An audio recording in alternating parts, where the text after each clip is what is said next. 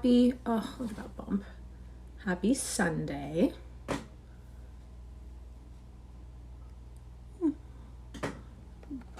Maybe I should have checked this first. That's because it'll distract me. Okay, that's fine. Hi, happy Sunday. We're going to finish at the Mountains of Madness today by H.P. Lovecraft. Oh God, it's hot in front of this window. Okay. Without further ado, based on the other two, this is going to be long, so let's get into it. Part 7. Ooh, I just cracked the spine. Part 7. The full story, so far as deciphered, will eventually appear in an official bulletin of Miskatonic University. Here I shall sketch only the salient highlights in a formless, rambling way. Myth or otherwise, the sculptures told of the coming of those star-headed things to the nascent, lifeless earth out of cosmic space. Their coming, and the coming of many other alien entities, such as at certain times embark upon spatial pioneering. They seemed able to traverse the interstellar ether on their vast membranous wings, thus oddly confirming some curious hill folklore long ago told me by an antiquarian colleague. They had lived under the sea a good deal, building fantastic cities and fighting terrific battles with nameless adversaries by means of intricate devices employing unknown principles of energy. Evidently, their scientific and mechanical knowledge far surpassed man's today, though they made use of its more widespread and elaborate forms only when obliged to. Some of the sculptures suggested that they had passed through a stage of mechanized life on other planets, but had receded upon finding its effects emotionally unsatisfying. Their preternatural toughness of organization and simplicity of natural wants made them peculiarly able to live on a high plane without the more specialized fruits of artificial manufacture, and even without garments except for occasional protection against the elements. It was under the sea, at first for food and later for other purposes, that they first created earth life, using available substances according to long-known methods. The more elaborate experiments came after the annihilation of various cosmic entities.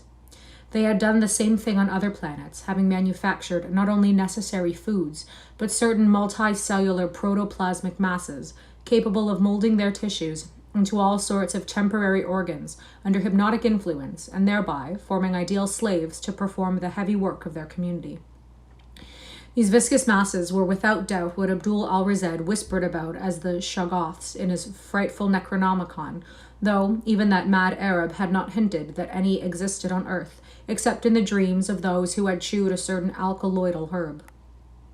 When the star-headed old ones on this planet had synthesized their simple food forms and bred a good supply of Shoggoths, they allowed other cell groups to develop in other forms of animal and vegetable life, for sundry purposes, extirpating any whose presence became troublesome.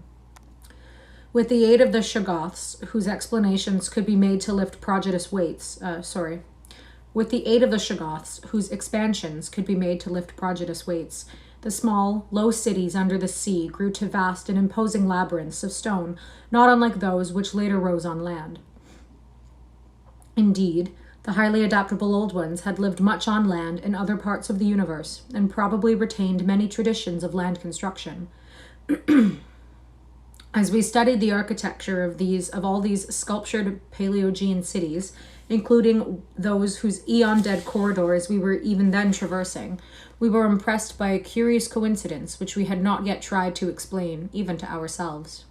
The tops of the buildings, which in the actual city around us had, of course, been weathered into shapeless ruins long ago, were clearly displayed in the bas-reliefs, and showed vast clusters of needle-like spires, delicate finials on certain cone and pyramid apexes, and tiers of thin, horizontal scalloped discs capping cylindrical shafts. This was exactly what we had seen in that monstrous and portentous mirage, cast by a dead city whence skyline features had been absent for thousands and tens of thousands of years, which loomed on our ignorant eyes across the unfathomed mountains of madness as we first approached poor Lake's ill-fated camp. Of the life of the old ones, both under the sea and after part of them migrated to land, volumes could be written. Those in shallow water had continued the fullest use of the eyes at the ends of their 5 main head tentacles, and had practiced the arts of sculpture and of writing in quite the usual way, the writing accomplished with a stylus on waterproof waxen surfaces. Those lower down in the ocean depths, though they used a curious phosphorescent organism to furnish light, pieced out their vision with obscure special senses operating through the prismatic cilia on their heads, senses which rendered all the old ones partly independent of light in emergencies.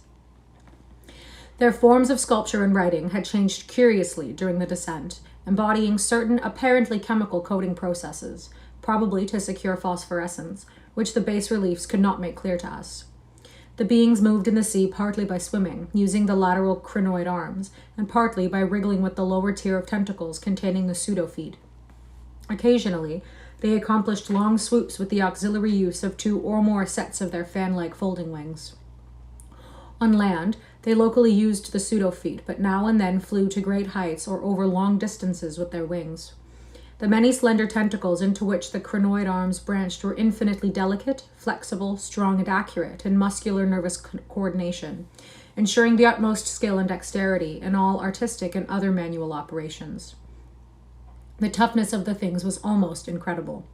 Even the terrific pressure of the deepest sea bottoms appeared powerless to harm them. Very few seemed to die at all except by violence, and their burial places were very limited. The fact that they covered their vertically inhumed dead with 5 pointed inscribed mounds set up thoughts in Danforth and me, which made a fresh pause and recuperation necessary after the sculptures revealed it. The beings multiplied by means of spores, like vegetable pteridophytes, as Lake had suspected, but owing to their prodigious toughness and longevity, and consequent lack of replacement needs, they did not encourage the large-scale development of new protothalia, except when they had new regions to colonize. The young matured swiftly and received an education evidently beyond any standard we can imagine. The prevailing intellectual and aesthetic life was highly evolved and produced a tenaciously enduring set of customs and institutions which I shall describe more fully in my coming monograph. These varied slightly according to sea or land residence, but had the same foundations and essentials. Though able, like vegetables, to derive nourishment from inorganic substances, they vastly preferred organic and especially animal food. They ate uncooked marine life under the sea, but cooked their viands on land. They hunted game and raised meat herds, slaughtering with sharp weapons whose odd marks on certain fossil bones our expedition had noted. They resisted all ordinary temperatures marvelously, and in their natural state could live in water down to freezing. When the great chill of the Pleistocene drew on, however, nearly 1 million years ago, the land dwellers had to resort to special measures, including artificial heating, until at last the deadly cold appears to have driven them back into the sea. For their prehistoric flights through cosmic space, legend said, they absorbed certain chemicals and became almost independent of eating, breathing, or heart conditions, but by the time of the great cold they had lost track of the method. Heat conditions, not heart conditions. In any case, they could not have prolonged the artificial state indefinitely without harm. Being non-pairing and semi-vegetative in structure, the old ones had no biological basis for the family phase of mammal life, but seemed to organize large households on the principles of comfortable space utility and, as we deduced from the pictured occupations and diversions of co-dwellers, congenial mental association. In furnishing their homes, they kept everything in the center of the huge rooms, leaving all the wall spaces free for decorative treatment. Lighting, in the case of the land inhabitants, was accomplished by a device probably electrochemical in nature. Both on land and underwater, they used curious tables, chairs, and couches like cylindrical frames, for they rested and slept upright with folded down tentacles, and racks for the hinged sets of dotted surfaces forming their books. Government was evidently complex and probably socialistic, though no certainties in this regard could be deduced from the sculptures we saw. There was extensive commerce, both local and between different cities. Certain small, flat counters, 5-pointed and inscribed, serving as money. Probably, the smaller of the various greenish soapstones found by our expedition were pieces of such currency. Though the culture was mainly urban, some agriculture... My goodness! Though the culture was mainly urban, some agriculture and much stock raising existed. Mining and a limited amount of manufacturing were also practiced. Travel was very frequent, but permanent migration seemed relatively rare except for the vast colonizing movements by which the race expanded. For personal locomotion, no external aid was used, since in land, air, and water, movement alike, the old ones seemed to possess exclusively vast capacities for speed. Loads, however, were drawn by beasts of burden, shoggoths under the sea, and a curious variety of primitive vertebrates in the later years of land existence. These vertebrates, as well as an infinity of other life forms, animal and vegetable, marine, terrestrial, and aerial, were the products of unguided evolution acting on life cells made by the old ones, but escaping beyond their radius of attention. They had been suffered to develop unchecked because they had not come in conflict with the dominant beings. Bothersome forms, of course, were mechanically exterminated. It interested us to see in some of the very last and most decadent sculptures a shambling primitive mammal, used sometimes for food and sometimes as an amusing buffoon by the land dwellers, whose vaguely simian and human foreshadowings were unmistakable. In the building of land cities, the huge stone blocks of the high towers were generally lifted by vast winged pterodactyls of a species heretofore unknown to paleontology. The persistence with which the old ones survived various geological changes and convulsions of the Earth's crust were little short of miraculous. Though few or none of their first cities seem to have remained beyond the Archean age, there was no interruption in their civilization or in the transmission of their records. Their original place of advent to the planet was the Antarctic Ocean, and it is likely that they came not long after the matter forming the moon was wrenched from the neighboring South Pacific. According to one of the sculptured maps, the whole globe was then underwater, with stone cities scattered further and further from the Antarctic as eons passed. Another map shows a vast bulk of dry land around the South Pole, where it is evident that some of the beings made experimental settlements, though their main centers were transferred to the nearest sea bottom. Later maps, which display the land mass as cracking and drifting, and sending certain detached parts northward, upholding in a striking way the theories of continental drift lately advanced by Taylor, Wegener, and Joly. With the upheaval of new land in the South Pacific, tremendous events began. Some of the marine cities were hopelessly shattered, yet that was not the worst misfortune. Another race, a land race of beings shaped like octopi and probably corresponding to fabulous pre-human spawn of Cthulhu, soon began filtering down from cosmic infinity and precipitated a monstrous war, which, for a time, drove the old ones wholly back to the sea, a colossal blow in view of the increasing land settlements. Later peace was made, and the new lands were given to the Cthulhu spawn, whilst the old ones held the sea and the older lands. New land cities were founded, the greatest of them in the Antarctic, for this region of first arrival was sacred. From then on, as before, the Antarctic remained the center of the old one's civilization, and all of the cities built there by the Cthulhu spawn were blotted out. Then suddenly the lands of the Pacific sank again, taking with them the frightful stone city of R'lyeh and all the cosmic octopi, so that the old ones were again supreme on the planet, except for one shadowy fear about which they did not like to speak. At a rather later age, their cities dotted all the land and water areas of the globe. Hence the recommendation in my coming monograph that some archaeologist make systematic borings with Peabody's type of apparatus in certain widely separated regions. My question is, how does this man know all of this? Like, does he speak to one? He hasn't thus far spoken to one. I mean, if we're going to find out at all, we're going to find out in this stream because we're finishing it. The steady trend down the ages was from water to land, a movement encouraged by the rise of new land masses, though the ocean was never wholly deserted. Another cause of the landward movement was the new difficulty in breeding and managing the shoggoths upon which successful sea life depended. With the march of time, as the sculptures sadly confessed, the art of creating new life from inorganic matter had been lost, so that the old ones had to depend on the molding of forms already in existence. On the land, the great reptiles proved highly tractable, but the shoggoths of the sea, reproducing by fission and acquiring a dangerous degree of accidental intelligence, presented for a time a formidable problem. They had always been controlled through the hypnotic suggestions of the old ones, and had modeled their tough plasticity into various useful temporary limbs and organs. But now their self-modeling powers were sometimes exercised independently, and in various imitative forms implanted by past suggestion. Thank you. They had, it seems, developed a semi-stable brain whose separate and occasionally stubborn volition echoed the will of the old ones without always obeying it. Sculptured images of these Shoggoths filled Danforth and me with horror and loathing. They were normally shapeless entities composed of a viscous jelly which looked like an agglutination of bubbles, and each averaged about 15 feet in diameter when a sphere. They had, however, a constantly shifting shape and volume, throwing out temporary developments or forming apparent organs of sight, hearing, and speech in imitation of their masters, either spontaneously or according to suggestion. They seem to have become peculiarly intractable toward the middle of the Permian Age, perhaps 150 million years ago, when a veritable war of resubjugation was waged upon them by the marine Old Ones. Pictures of this war, and of the headless, slime-coated fashion in which the Shoggoths typically left their slain victims, held a marvelously fearsome quality, despite the intervening abyss of untold ages. The Old Ones had used curious weapons of molecular and atomic disturbance against the rebel entities, and in the end had achieved a complete victory.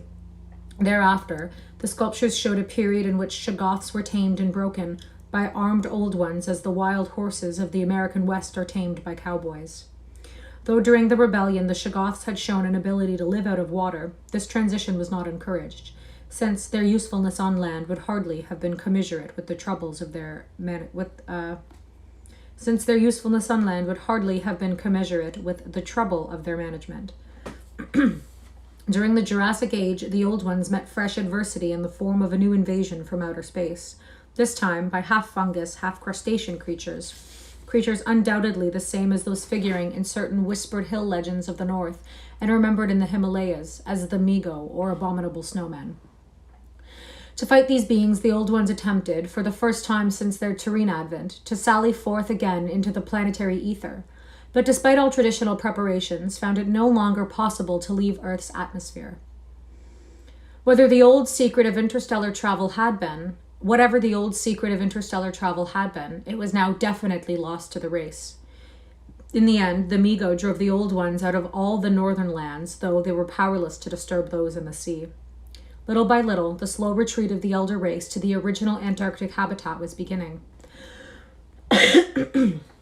Something stuck in my throat, apparently. Sorry. It was curious to note from the pictured battles that both the Cthulhu spawn and the Migo seem to have been composed of matter more widely different from that which we know than was the substance of the Old Ones. They were able to undergo transformations and reintegrations impossible for their adversaries, and seemed therefore to have originally come from even remoter gulfs of cosmic space. The Old Ones, but for their abnormal toughness and peculiar vital properties, were strictly material, and must have had their absolute origin within the known space-time continuum, whereas the first sources of the other being can only be guessed at with bated breath. All this, of course, assuming that the non-terrestrial linkages and the animalities ascribed to the invading foes are not pure mythology. Conceivably, the Old Ones might have invented a cosmic framework to account for their occasional defeats, since historical interest and pride obviously formed their chief psychological element. It is significant that their annals failed to mention many advanced and potent races of beings whose mighty cultures and towering cities figure persistently in certain obscure legends. The changing state of the world through long geologic ages appeared with startling vividness in many of the sculptured maps and scenes. In certain cases, existing science will require revision, while in other cases, its bold deductions are magnificently confirmed. As I've said, the hypothesis of Taylor, Wegner, and Jolly that all continents are fragments of an original Antarctic landmass which cracked from centrifugal force and drifted apart over a technically viscous lower surface, a hypothesis suggested by such things as the complementary outlines of Africa and South America are the way the great mountain chains are rolled and shoved up, receive striking support from this uncanny source. My neighbors are vacuuming. Maps evidently showing the Carboniferous world of 100 million or more years ago displayed significant rifts and chasms destined later to separate Africa from the once continuous realms of Europe, then the Volusia of primal legend, Asia, the Americas, and the Antarctic continent. Other charts, and most significantly one in connection with the founding 50 million years ago of the vast dead city around us, showed all the present continents well differentiated. And in the latest discoverable specimen, dating perhaps from the Pliocene age, the approximate world of today appeared quite clearly despite the linkage of Alaska with Siberia, of Northern America with Europe through Greenland, and of South America with the Antarctic continent through Graham Land. In the Carboniferous map, the whole globe, ocean floor and rifted landmass alike, bore symbols of the old one's vast stone cities, but in the later charts, the gradual recession towards the Antarctic became very plain. The final Pliocene specimen showed no land cities except on the Antarctic continent and the tip of South America, nor any ocean cities north of the 50th parallel of south latitude. Knowledge and interest in the northern world, save for a study of coastlines probably made during long exploration flights on those fan-like membranous wings, had evidently declined to zero among the old ones. Destruction of cities through the upthrust of mountains, the centrifugal rendering of continents, the seismic convulsions of land or sea bottom, and other natural causes was a matter of common record, and it was curious to observe how fewer and fewer replacements were made as the ages wore on. The vast dead megalopolis that yawned around us seemed to be the last general center of the race, built early in the Cretaceous age after a titanic earth buckling had obliterated a still vaster predecessor not far distant. It appeared that this general region was the most sacred spot of all, where reputedly the first old ones had settled on a primal sea bottom.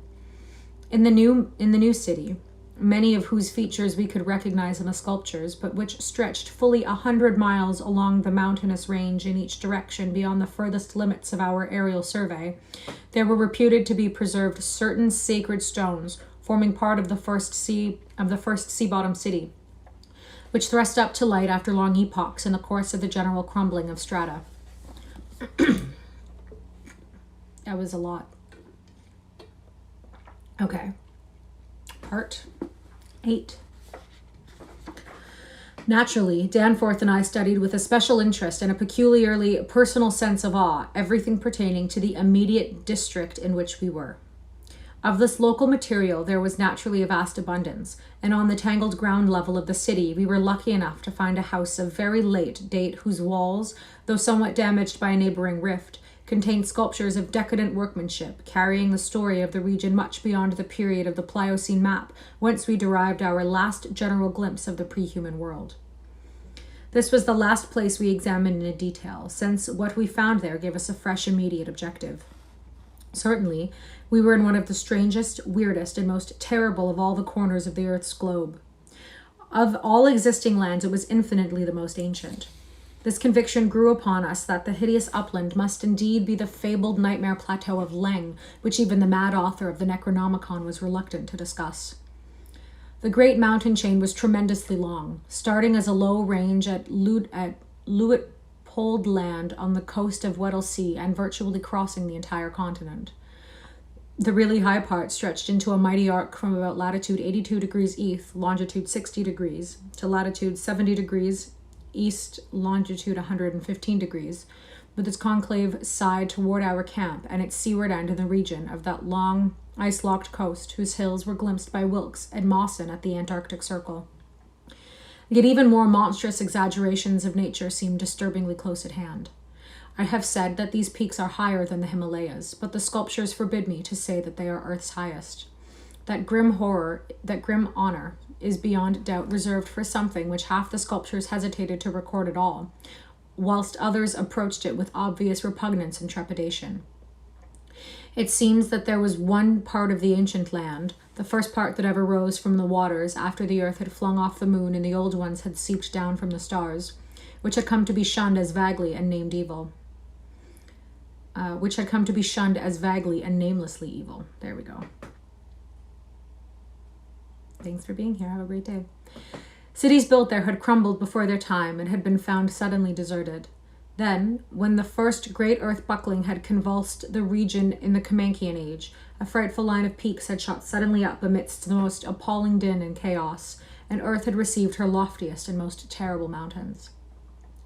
If the scale of the carvings was correct, these abhorred things must have been much over 40,000 feet high, radically vaster than even the shocking mountains of madness we had crossed. They extended, it appeared, from about latitude 77 degrees, east longitude 70 degrees, to latitude 70 degrees, east longitude 100 degrees. Less than 300 miles away from the dead city, so that we could have spied their dreaded summits in the dim western distance, had it not been for that vague opalescent haze. Their northern end must likewise be visible from the long Antarctic Circle coast at the line at Queen Mary Land. Some of the old ones, in the decadent days, had made strange prayers to these mountains, but none ever went near them or dared to guess what lay beyond. No human eye had ever seen them, and as I studied the emotions conveyed in the carvings, I prayed that none ever might. There are protecting hills along the coast beyond them, Queen Mary and Kaiser Wilhelm lands, and I thank heaven that no one has been able to land and climb those hills. I am not as skeptical about old tales and fears as I used to be, and I do not laugh now at the pre-human sculptor's notion that lightning paused meaningfully now and then at each of the brooding crests, and that an unexplained glow shone from one of those terrible pinnacles all through the long polar night. There may be a very real and very monstrous meaning in the old Nakotic whispers about Kadath and the cold waste. He's just tested me, every word. But the terrain close at hand was hardly less strange, even if less namelessly accursed. Soon after the founding of the city, the great mountain range became the seat of the principal temples, and many carvings showed what grotesque and fantastic towers had pierced the sky, where now we saw only the curiously clinging cubes and ramparts. In the course of ages, the caves had appeared and had been shaped into adjuncts of the temples. With the advance of still later epochs, all the limestone veins of the region were hollowed out by groundwaters, so that the mountains, the foothills, and the plains below them were a veritable network of connected caverns and galleries. Many graphic sculptures told of explorations deep underground and of the final discovery of the Stygian sunless sea that lurked at Earth's bowels. This vast and nighted gulf had undoubtedly been worn by the great river which flowed down from the nameless and horrible westward mountains, and which had formerly turned at the base of the Old One's range and flowed beside that chain into the Indian Ocean between Bud and Totten lands on Wilkes's coastline. Little by little, it had eaten away the limestone hill base at its turning, till at last its sapping currents reached the caverns of the ground waters and joined with them in digging a deeper abyss. Finally, its whole bulk emptied into the hollow hills and left the old bed toward the ocean dry. Much of the later city as we now found it had been built on that former bed. The old ones, understanding what had happened and exercising their always keen artistic sense, had carved into ornate pylons those headlands of the foothills where the great stream began its descent into eternal darkness. This river, once crossed by scores of noble stone bridges, was plainly the one whose extinct course we had seen in our aeroplane survey.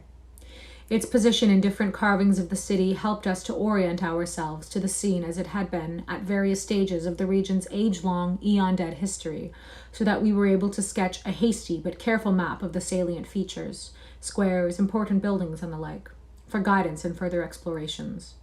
We could soon reconstruct in fancy the whole stupendous thing as it was 1,000,000 or 10,000,000 or 50,000,000 years ago, for the sculptures told us exactly what the buildings and mountains and squares and suburbs and landscape setting and luxuriant tertiary vegetation had looked like. It must have had a marvelous and mystic beauty, and as I thought of it, I almost forgot the clammy sense of sinister oppression with which the city's inhuman age and massiveness and deadness and remoteness and glacial twilight had choked and weighed on my spirit. Yet, according to certain carvings, the denizens of that city had themselves known the clutch of oppressive terror, for there was a somber and recurrent type of scene in which the old ones were shown in the act of recoiling affrightedly from some object, never allowed to appear in the design, found in the great river and indicated as having been washed down through waving, vine-draped cycad forests from those horrible westward mountains. It was only in the one late-built house with the decadent carvings that we obtained any foreshadowing of the final calamity leading to the city's desertion. Undoubtedly, there must have been many sculptures of the same age elsewhere, even allowing for the slackened energies and aspirations of a stressful and uncertain period. Indeed, very certain evidence of the existence of others came to us shortly afterward. But this was the first and only set we directly encountered. We meant to look further later on, but as I have said, immediate conditions dictated other present objective. There would, though, have been a limit, for after all hope of a long future occupancy of the place had perished among the old ones, there could not but have been a complete cessation of mural decoration. The ultimate blow, of course, was the coming of the great cold, which once held most of the earth in thrall, and which has never departed from the ill-fated poles. The great cold that, at the world's other extremity, put an end to the fabled lands of Lomar and Hyperborea. Just when this tendency began in the Antarctic, it would be hard to say in terms of exact years. Nowadays, we set the beginning of the general glacial periods at a distance of about 500,000 years from the present, but at the poles the terrible scourge must have commenced much earlier.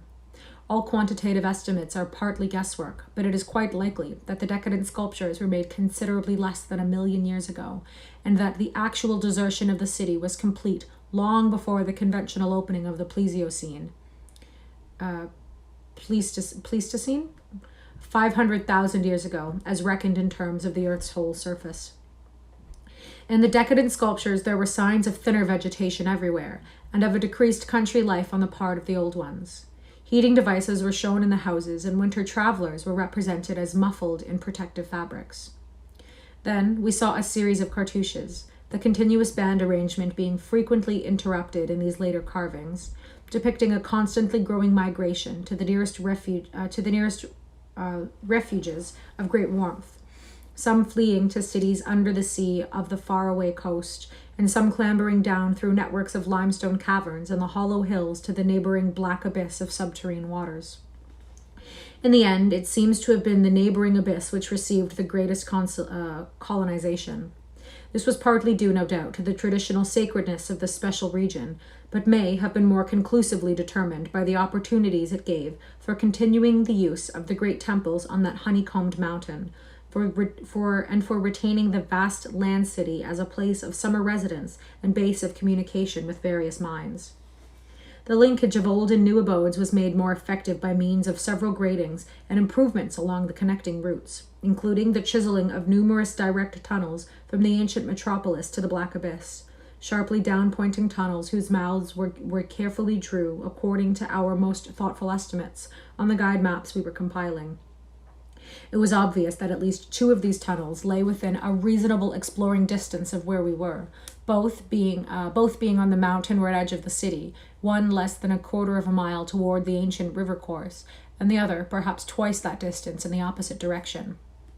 The abyss, it seems, had shelving shores of dry land at certain places, but the old ones built their new city under the water, no doubt because of its greater certainty of uniform warmth.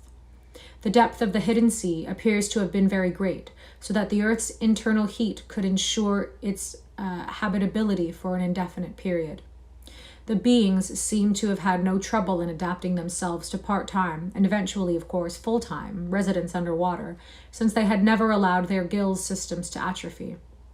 There were many sculptures which showed how they had always frequently visited their submarine kinsfolk elsewhere, and how they had habitually bathed on the deep bottom of their great river. The darkness of inner Earth could likewise have been no deterrent to a race accustomed to long Antarctic nights. Decadent though their style undoubtedly was, these latest carvings had a truly epic quality where they told of the building of the new city in the cavern sea. The old ones had gone about it scientifically, quarrying insoluble rocks from the heart of the honeycombed mountains and employing expert workers from the nearest submarine city to perform the construction according to the best methods. These workers brought with them all that was necessary to establish the new venture: Shoggoth tissue from which to breed stone lifters and subsequent beasts of burden for the cavern city, and other protoplasmic matter to mold into phosphorescent organisms for lighting purposes. At last, a mighty metropolis rose on the bottom of that Stygian sea, its architecture much like that of the city above, and its workmanship displaying relatively little decadence because of the precise mathematical element inherent in building operations. The newly bred Shoggoths grew to enormous size and singular intelligence, and were represented as taking and executing orders with marvelous quickness. They seemed to converse with the old ones by mimicking their voices, a sort of musical piping over a wide range, if poor Lake's dissection had indicated aright, and to work more from spoken commands than from hypnotic suggestions as in earlier times. They were, however, kept in admirable control. The phosphorescent organisms supplied light with vast effectiveness and doubtless atoned for the loss of the familiar polar auroras of the outer world night. Art and decoration were pursued, though, of course, with a certain decadence. The old ones seemed to realize this falling off themselves, and in many cases anticipated the policy of Constantine the Great by transplanting especially fine blocks of ancient carving from their land city, just as the emperor, in a similar age of decline, stripped Greece and Asia of their finest art to give his new Byzantine capital greater splendors than its own people could create.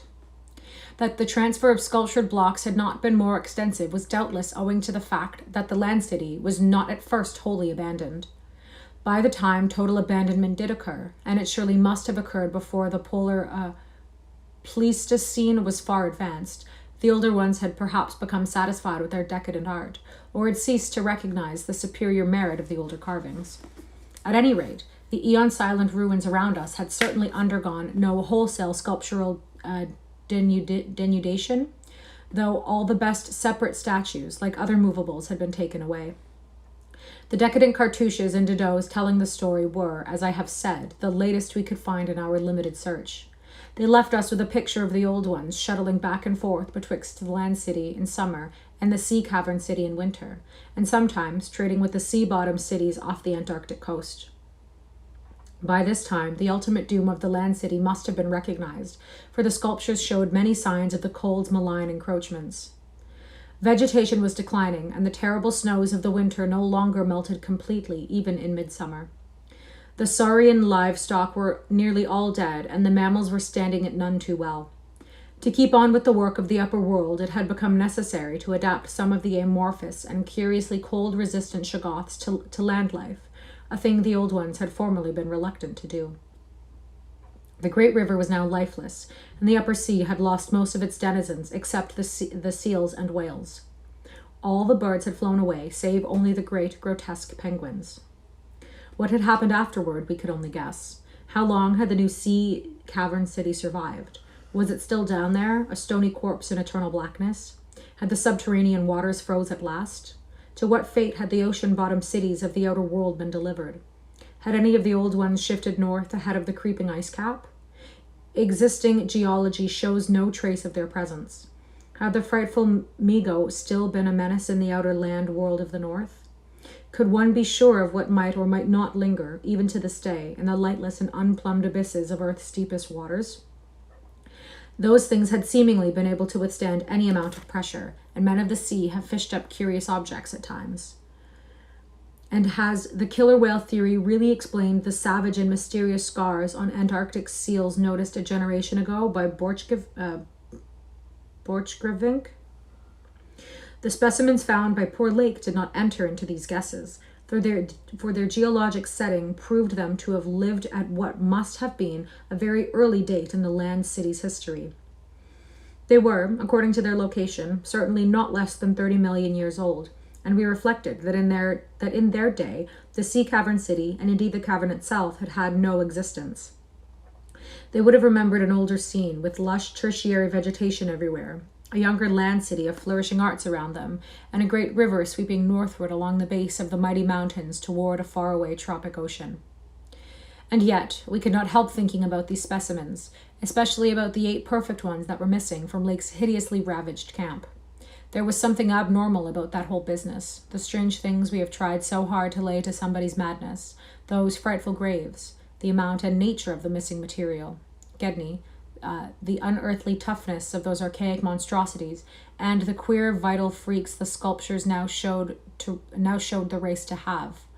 Danforth and I have seen a good deal in the last few hours, and were prepared to believe and keep silent about many appalling and incredible secrets of primal nature. Hi. I don't know. I find, first of all, there are a lot of very long sentences with virtually no punctuation, and that makes it very difficult to read.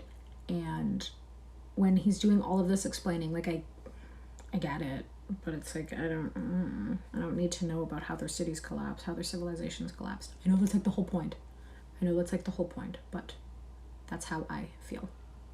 So, on we go.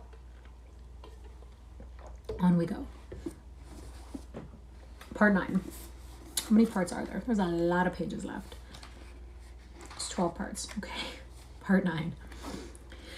I have said that our study of the decadent sculptures brought about a change in our immediate objective. This, of course, had to do with the chiseled avenues to the black inner world, of whose existence we had not known before, but which we were now eager to find and traverse. From the evident scale of the carvings, we deduced that a steeply descending walk of about a mile through either of the neighboring tunnels would bring us to the brink of the dizzy, sunless cliffs about the great abyss, down whose side paths, improved by the old ones, led to the rocky shore of the hidden and nighted ocean. To behold this fabulous gulf in stark reality was a lure which seemed impossible of resistance once we knew of the thing. Yet we realized we must begin the quest at once if we expected to include it in our present trip. It was now 8 p.m., and we did not have enough battery replacements to let our torches burn on forever. We had done so much studying and copying below the glacial level that our battery supply had had at least 5 hours of nearly continuous use, and despite the special dry cell formula would obviously be good for only about 4 more, though by keeping one torch unused, except for especially interesting or difficult places, we might manage to eke out a safe margin beyond that. It would not do to be without a light in these cyclopean catacombs, hence in order to make the abyss trip we must give up all further mural deciphering.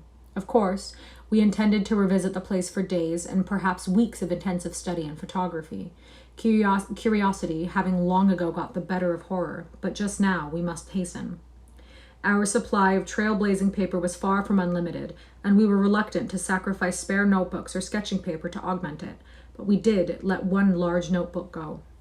If worse came to worst, we could resort to rock chipping, and of course it would be possible, even in case of really lost direction, to work up to full daylight by one channel or another if granted sufficient time for plentiful trial and error. So at last we set off eagerly in the indicated direction of the nearest tunnel.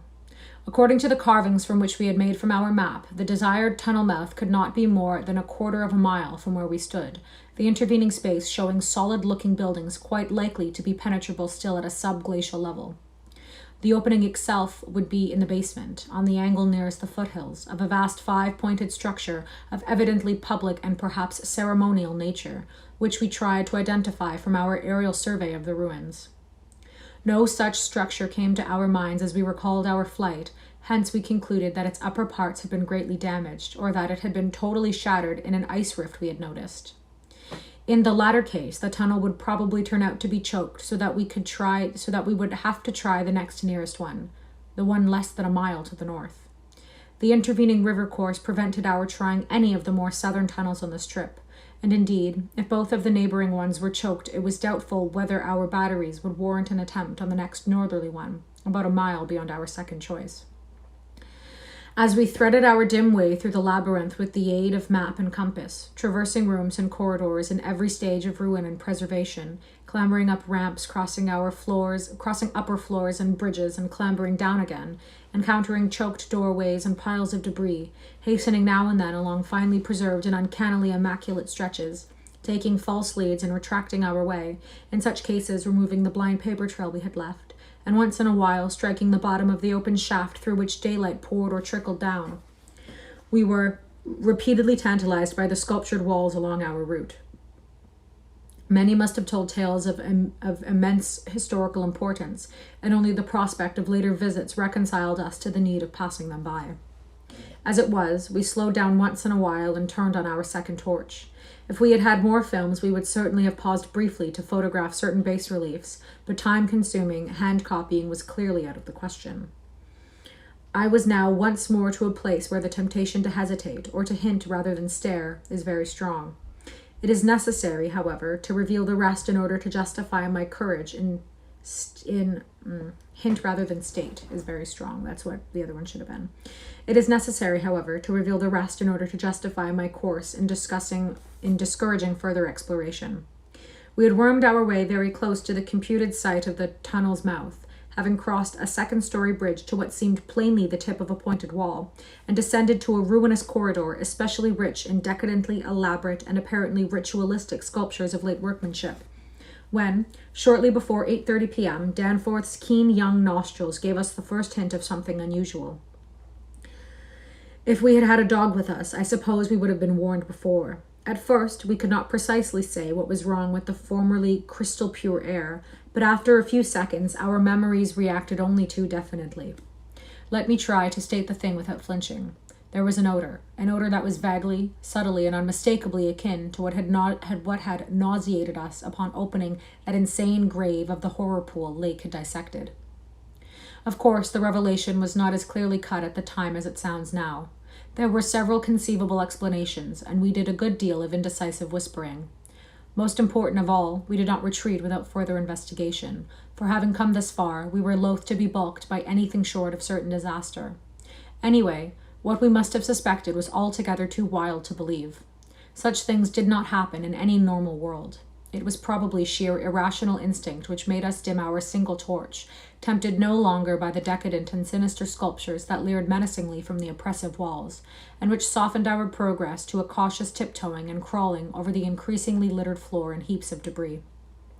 Danforth's eyes as well as nose proved better than mine, for it was likewise he who first noticed the queer aspect of the debris after we had passed many half-choked arches leading to chambers and corridors on the ground level. It did not look quite as it ought after countless thousands of years of desertion, and when we cautiously turned on more light, we saw that a kind of swath seemed to have been lately tracked through it. The irregular nature of the litter precluded any definite marks, but in the smoother places there were suggestions of the dragging of heavy objects. Once we thought there was a hint of parallel tracks, as if of runners. This was what made us pause again. It was during that pause that we caught, simultaneously this time, the other odor ahead. Paradoxically, it was both a less frightful and a more frightful odor, less frightful intrinsically, but infinitely appalling in its place under the known circumstances, unless, of course, Godney, for the odor was the plain and familiar one of common petrol, everyday gasoline. Our motivation after that is something I will leave to psychologists. We knew now that some terrible extension of the camp horrors must have crawled into this nighted burial place of the eons, hence could not doubt any longer the existence of nameless conditions, present or at least recent, just ahead. Yet, in the end, we did let sheer burning curiosity, or anxiety, or auto-hypnotism, or vague thoughts of responsibility towards Gedney or whatnot drive us on.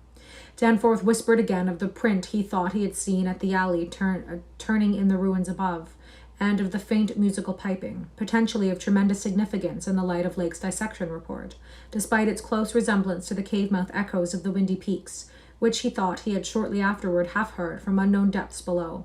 I, in my turn, whispered of how the camp was left, of what had disappeared, and of how the madness of a lone survivor might have conceived the inconceivable, a wild trip across the monstrous mountain and a descent into unknown primal masonry. But we could not convince each other, or even ourselves, of anything definite. We had turned off all light as we stood still, and vaguely noticed that a trace of deeply filtered upper day kept the blackness from being absolute. Having automatically begun to move ahead, we guided ourselves by occasional flashes from our torch. The disturbed debris formed an impression we could not shake off, and the smell of gasoline grew stronger. More and more ruin met our eyes and hampered our feet, until very soon we saw that the forward way was about to cease. We had been all too correct in our pessimistic guess about that rift glimpsed from the air. Our tunnel quest was a blind one, which we were not even going to be able to reach the basement out of which the abyssward aperture opened. The torch, flashing over the grotesquely carved wall of the blocked corridor in which we stood, showed several doorways in various states of obstruction, and from one of them the gasoline odor, quite submerging that other hint of odor, came with especial distinctness. As we looked more steadily, we saw that beyond a doubt there had been a slight and recent clearing away of debris from that particular opening. Whatever the lurking horror might be, we believed the direct avenue toward it now plainly manifest. I do not think anyone will wonder that we waited an appreciable time before making any further motion. And yet, when we did venture inside that black arch, our first impression was one of anticlimax. For amidst the littered expanse of that sculptured crypt, a perfect cube with sides of about 20 feet, there remained no recent object of instantly discernible size, so that we looked instinctively, though in vain, for a further doorway. In another moment, however, Danforth's sharp vision had described a place where the floor debris had been disturbed, and we turned on both torches full strength. Though what we saw in the light was actually simple and trifling, I am none the less reluctant to tell of it because of what it implied. It was a rough leveling of the debris, upon which several small objects lay carelessly scattered, and at one corner of which a considerable amount of gasoline must have been spilled lately enough to leave a strong odor even at this extreme super-plateau altitude. In other words, it could not be other than a sort of camp, a camp made by questing beings who, like us, had been turned back by the unexpectedly choked way to the abyss. Let me be plain. The scattered objects were, so far as substance was concerned, all from Lake's camp, and consisted of tin cans as queerly opened as those we had seen at that ravaged place, many spent matches, 3 illustrated books more or less curiously smudged, an empty ink bottle with its pictorial and instructional carton, a broken fountain pen, some oddly snipped fragments of fur and tent cloth, a used electric battery with circular of directions, a folder that came with our type of tent heater, and a sprinkling of crumpled papers. It was all bad enough, but when we smoothed out the papers and looked at what was on them, we felt we had come to the worst. We had found certain inexplicably blotted papers at the camp which might have prepared us, yet the effect of the sight down there in the pre-human vaults of a nightmare city was almost too much to bear.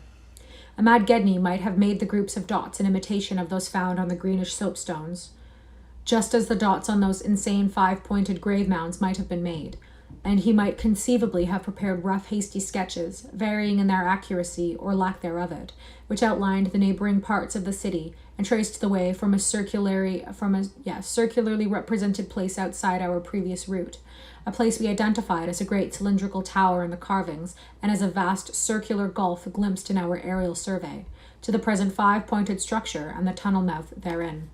He might, I repeat, have prepared such sketches, for those before us were quite obviously complied, as our own had been, from late sculptures somewhere in the glacial labyrinth, though not from the ones which we had seen and used. But what that art-blind bungler could never have done was to execute those sketches in a strange and assured technique, perhaps superior, despite haste and carelessness, to any of the decadent carvings from which they were taken. Characteristic and unmistakable technique of the old ones themselves in the dead city's heyday. There are those who will say Danforth and I were utterly mad not to flee for our lives after that, since our conclusions were now, notwithstanding their wildness, completely fixed, and of a nature I need not even mention to those who have read my account as far as this. Perhaps we were mad, for have I not said those horrible peaks were mountains of madness? But I think I can detect something of the same spirit, albeit in a less extreme form, in the men who stalk deadly beasts through African jungles to photograph them or study their habits. Half paralyzed with terror though we were, there nevertheless fanned within us a blazing flame of awe and curiosity which triumphed in the end. Of course, we did not mean to face that or those which we knew had been there, but we felt that they must be gone by now. They would by this time have found the other neighboring entrance to the abyss and have passed within to whatever night-black fragments of the past might have awaited them in the ultimate gulf they never had seen. Or if that entrance too was blocked, they could have gone on to the north seeking another. They were, we remembered, partly independent of light. Looking back to that moment, I can scarcely recall just what precise form our new emotions took, just what change of immediate objective it was that so sharpened our sense of expectancy. We certainly did not mean to face what we feared, yet I will not deny that we may have had a lurking unconscious wish to spy certain things from some hidden vantage point. Probably we had not given up our zeal to glimpse the abyss itself, though there was interposed a new goal in the form of that great circular place shown on the crumpled sketches we had found. We had at once recognized it as a monstrous cylindrical tower figuring in the very earliest carvings, but appearing only as a prodigious round aperture from above. Something about the impressiveness of its rendering, even in these hasty diagrams, made us think that its subglacial levels must still form a feature of peculiar importance. Perhaps it embodied architectural marvels as yet uncovered by us, as yet unencountered by us. It was certainly of incredible age according to the sculptures in which it figured, being indeed among the first things built in the city. Its carvings, if preserved, could not be but highly significant.